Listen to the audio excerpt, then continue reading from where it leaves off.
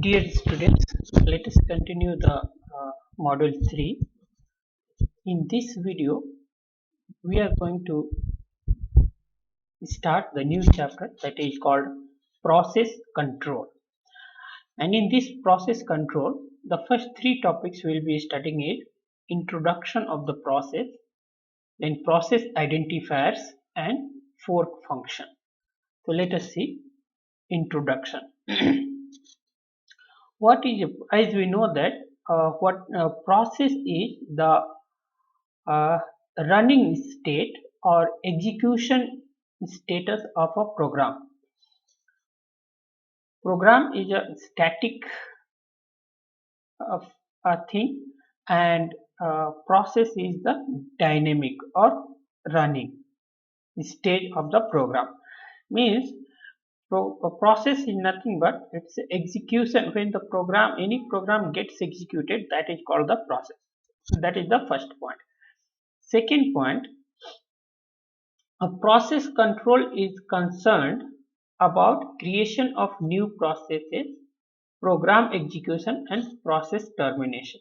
Here process control means how to create a new process, then how a program can be executed and how a process can be terminated. Now a process is nothing but it's a like a it's a execution status of the program. When a program start executing something, that is called the process. So every process has a unique process ID, that is called the PID, and it is a non-negative integer. Every process has a unique process ID which is non-negative, and that is called the PID of the process. Now when a process terminates, its ID become candidate for the reuse. Once the a process gets terminated, then its ID will be free and it can be used by any other process. As we know that when a mobile number is disabled, so that number can be used by any other user. That mobile company can provide that number to any other user. Same way, when a process gets terminated, its a process ID can be used by any other candidate. And when the process ID is 0, uh, it is called the scheduler process. It is a system function. It's a system process. Okay, whenever we start the computer, Unix operating system, so in the operating system, along with operating system, it also starts. That is the scheduler process, and it is also known as swapper, which is a part of kernel and is known as system process. It is also called swapper, or it is also called system process, or it is a scheduler process. Its ID is 0. So remember, swapper process ID is 0.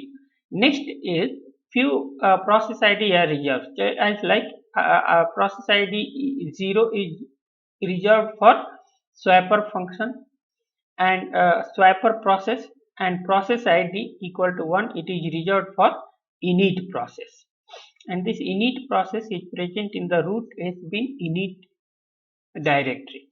The init process never dies. As long as the system is on, the init process will remain alive in the system. Init process becomes the parent process of any orphan child process. So if any orphan child process, in orphan child process is nothing but if a process has created the child process, and that parent process has been terminated, so then child process will be called orphan process. So in that case, that the init process will become the parent process or the of the orphan process. Let us see the different process identifiers. So using getPID function, we can get the process ID of any process, and it's a type, it will return the process ID. Its a data type is PID underscore T. get ppid function, it will return the parent process id of a process, parent process id of calling process. Get uid, it returns the user id of the process, real user id of the process. Then get euid, it returns the effective user id of calling process. And next, get gid, it returns the real group id of calling process. And get egid, it returns the effective group id of calling process. So these are the different functions we can use to identify a process. Next, here we have a fork function. So fork function is very important function. All of you be concentrated, be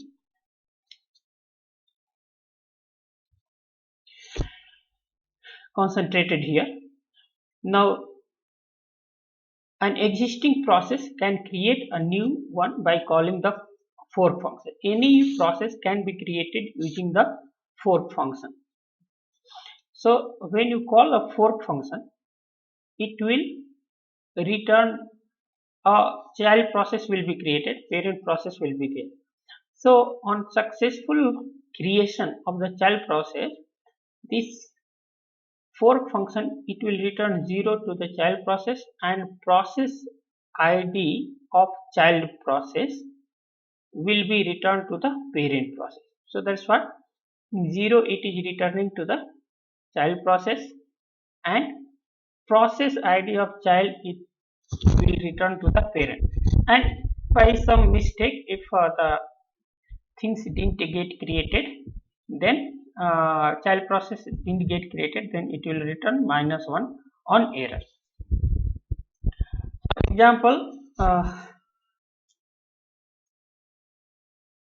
the new process create, so yes, it will return 0 to the child process, and uh, uh, the process id of the child process will be returned to the parent process.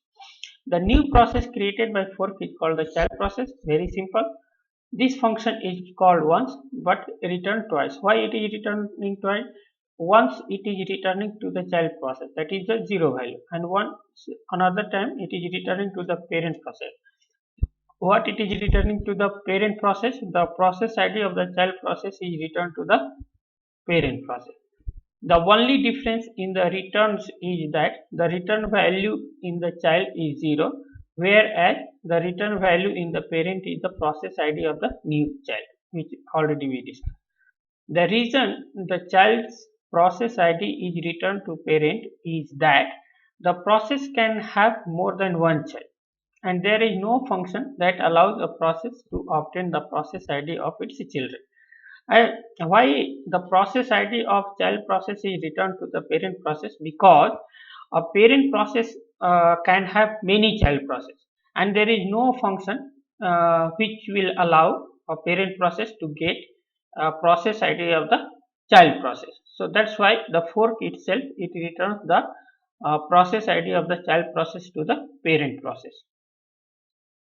The reason fork returns 0 to the child process is that the process can have only a single parent, and the child can always call get ppid to obtain the process id of its parent.